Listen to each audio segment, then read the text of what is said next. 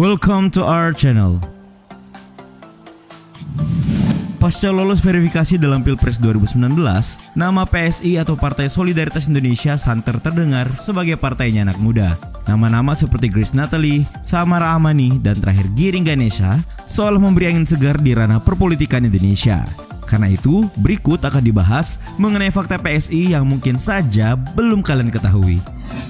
Tapi sebelum lanjut, kami ingatkan kembali untuk subscribe channel ini dan aktifkan lonceng notifikasi kamu untuk mendapatkan video edukatif dari Data Fakta.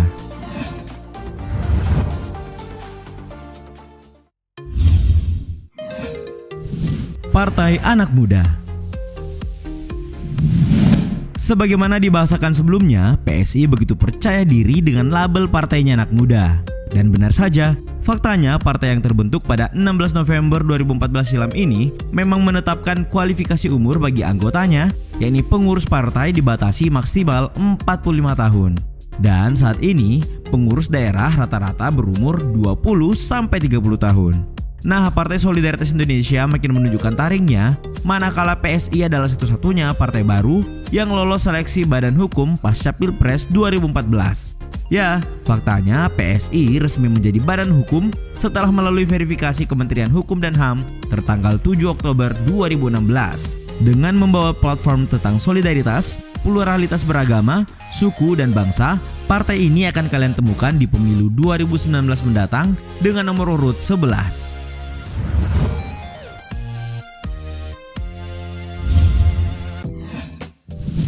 Ketua Partai. Membahas PSI kurang lengkap rasanya jika melewatkan nama Grace Natali. Yap, Grace Natali adalah sosok penting yang tidak lain merupakan Ketua Partai Solidaritas Indonesia. Tentu kalian penasaran seperti dan sebanyak apa pengalaman Grace Natali sebelum terjun di dunia politik. Nah, ternyata Grace Natali dulunya adalah seorang presenter sekaligus seorang jurnalis. Mungkin sebagian dari kalian sudah tahu kalau Doi pernah bekerja di berbagai stasiun TV seperti SCTV, TV One, dan NTV.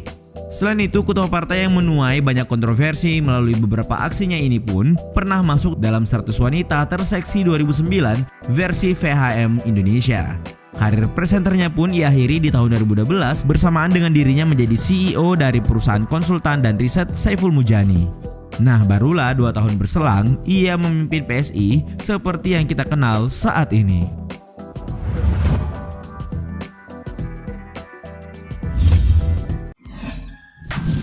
Penuh kontroversi. Di luar dari kehidupan pribadi sang pemimpin partai, gaung mengenai kontroversi PSI adalah fakta lain yang sulit kita abaikan.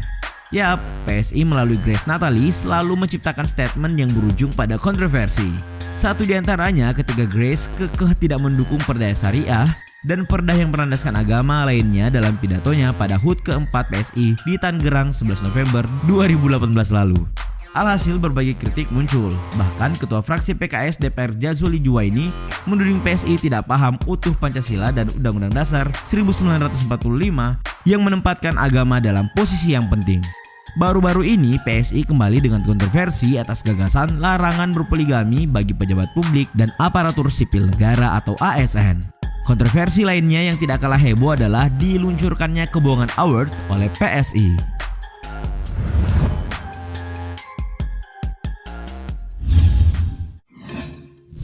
Kebohongan Award. Nah, sebagaimana yang telah dibahasakan sebelumnya, PSI pernah mencuri perhatian publik dengan meluncurkan Kebohongan Award yang dihadiahkan kepada Prabowo Subianto, Sandiaga Uno, dan Wasekjen Demokrat Andi Arief.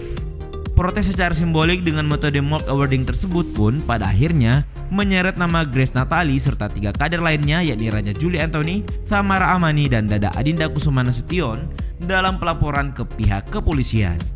Ya, Advokat Cinta Tanah Air atau ACTA diketahui adalah pihak yang melapor pada 6 Januari 2019 lalu.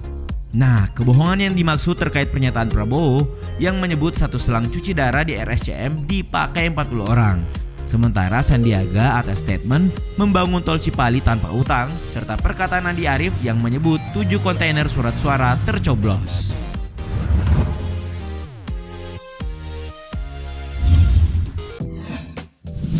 Tidak jelas kanan atau kiri. Bukan rahasia lagi kemunculan PSI dianggap beriringan dengan hal-hal yang sifatnya kontroversi.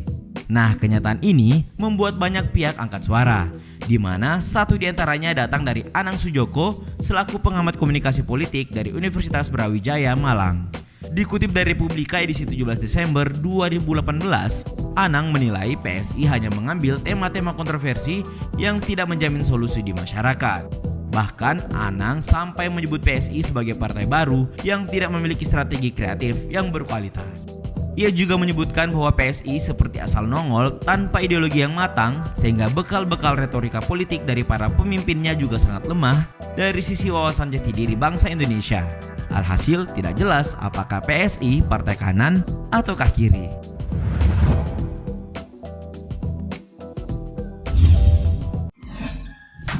Dinilai ngawur dan cari panggung. Ketika menyampaikan keengganannya mendukung Perda Syariah, Grace Natali menyerang partai nasionalis yang dianggap mendukung Perda Syariah. Alhasil respons kembali membanjiri PSI sebagaimana Ketua Dewan Pimpinan Pusat PDIP Hendrawan Supratikno menilai kritikan Grace adalah ngawur. Nggak ketinggalan dari pihak Gerindra Andre Rosiade yang menuding bahwa pernyataan kontroversi Grace hanyalah sebuah upaya untuk mendapatkan panggung. Bahkan Wakil Sekretaris Jenderal Partai Gerindra itu pun menyebutkan bahwa PSI bukan Partai Solidaritas Indonesia, melainkan Partai Sensasional Indonesia yang taunya cuma bikin sensasi karena tidak punya prestasi.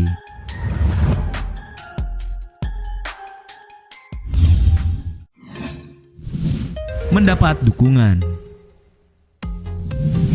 Meski kritik terhadap PSI mengalir melalui pernyataan Grace Natali, namun bukan berarti tidak satupun pihak yang bersepakat dengannya. Ya, di luar dari sanggahan, Cawapres nomor urut 01 Ma'ruf Amin memilih enggan untuk berpolemik, sementara Wakil Presiden Yusuf Kala mengaku sependapat dengan Grace. Alasan JK cukup simpel. Menurut dia, urusan agama adalah akidah atau keyakinan yang tidak perlu diatur melalui perda. Nah, sejalan dengan itu, Grace menilai orang-orang salah paham. Menurut dia, orang-orang tidak memahami konteks, karenanya ia menolak untuk minta maaf. Yang PSI perjuangkan adalah setiap warga negara di Republik Indonesia ini lakukan ajaran agamanya tanpa ada halangan atau malah dipersekusi gara-gara itu. Begitu kata Grace.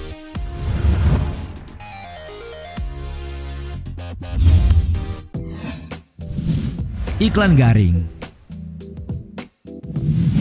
Jika hobi menonton televisi, kalian pasti sudah menyaksikan iklan kampanye PSI yang menampilkan sosok Ketua Umum Grace Natali. Komentar positif dan negatif turut mewarnai beredarnya iklan tersebut. Bahkan komentar yang ada didominasi oleh respons bernada negatif. Misalnya ada yang bilang berlebihan sampai dikatai garing. Pertanyaannya, benarkah PSI gagal karena menampilkan iklan yang garing? Nah, sebuah tulisan di alinea.id berusaha mengajak pemirsa melihat iklan PSI melalui sudut pandang Low Attention Processing Theory. Teori ilmu psikologi komunikasi yang dikembangkan oleh Robert Head ini memandang efektivitas iklan justru lebih memengaruhi sikap dan tingkah laku manusia melalui kondisi atensi yang rendah atau nihil oleh seseorang ketimbang sesuatu yang berat dan justru bertentangan dengan pemikiran kritis penonton. Bagaimana? Apakah kalian sepakat konsep iklan PSI hanyalah sebuah strategi?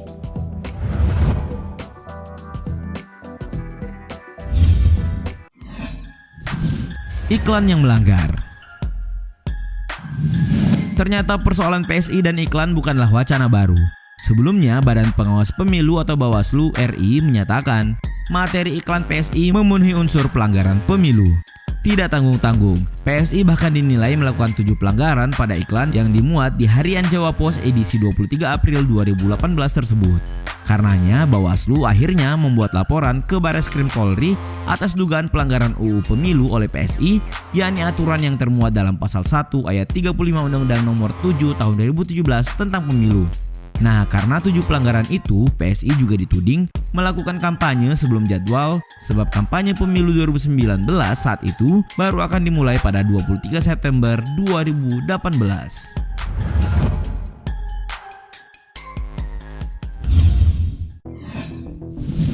Dituding PKI. Tahun politik adalah tahun di mana isu-isu berkembang untuk mengangkat dan menjatuhkan pihak tertentu. Nah, demikianlah yang terjadi pada PSI. Menjelang pemilu 2019 ini, sekelumit kabar menyebutkan bahwa PSI merupakan kebangkitan PKI atau Partai Komunis Indonesia. Sebagaimana diketahui, PKI selalu sensitif untuk dibahas, terutama pada ruang-ruang politik. Isu ini pertama kali muncul melalui unggahan akun YouTube TV PAS 26 Februari 2016 lalu dengan judul "Gawat, bahaya PSI telah ditemukan uang koin PSI berlogo PKI tahun 1945". Nah, melalui rilis cek fakta liputan 6 yang berdasar pada laman pinterest.com ditemukan bahwa isu tersebut tidaklah benar. Faktanya, logo yang dimaksud adalah milik Partai Sosialis Persatuan Proletar Italia atau Partito Socialista Italiano di Unità Proletaria atau PSIUP. Itulah tadi fakta seputar PSI, partai baru dengan berbagai kontroversi. Nah, kalau kamu termasuk pendukung PSI atau bukan? Terima kasih sudah menonton, jangan lupa like dan share. Nonton juga video-video edukatif lainnya yang sudah kami sajikan untuk kalian. Sekali lagi, jangan lupa subscribe dan tinggalkan argumenmu di kolom komentar. Sampai jumpa di video edukatif data fakta selanjutnya.